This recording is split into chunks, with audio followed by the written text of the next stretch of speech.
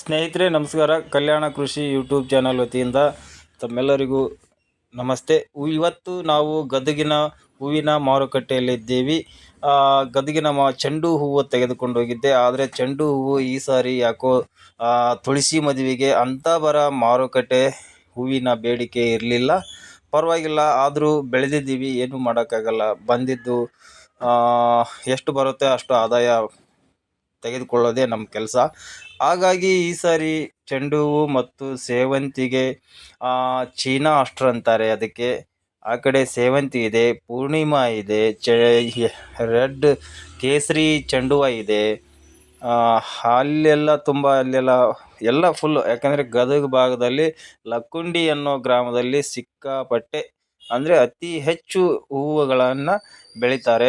ನೋಡಿ ಚೆಂಡು ಹೂವು ಎಷ್ಟು ಬಂದಿದೆ ಈಗ. ಯಾಕಂದರೆ ಬೇರೆ ಬೇರೆ ವಿವಿಧ ಸೀಡ್ಸ್ಗಳು ಬಂದಿರೋದ್ರಿಂದ ಚೆಂಡು ಹೂವಿಗೆ ಭಾಳ ಈ ಸಾರಿ ಬೇಡಿಕೆ ಬರಲಿಲ್ಲ. ಹಾಗಾಗಿ ನಾನು ಕೂಡ ತೆಗೆದುಕೊಂಡು ಹೋಗಿದ್ದೆ. ಅಲ್ಪ ಕಾಸು ಬಂತು, ಪರವಾಗಿಲ್ಲ, ಏನೋ ಒಂದು ಕಾಸು ನೋಡಿದ್ವಿ ಅಂತಂದೇಳಿ ಮತ್ತೆ ನಾವು ನಮ್ಮ ಊರಿಗೆ ಪ್ರಯಾಣ ವಾಪಸ್ ಬೆಳೆಸಿದ್ವಿ. ಹಾಗಾಗಿ ಕಲ್ಯಾಣ ಕೃಷಿ ವತಿಯಿಂದ ನಿಮ್ಮೆಲ್ಲರಿಗೂ ನಮಸ್ತೆ ನಮಸ್ತೆ ನಮಸ್ತೆ.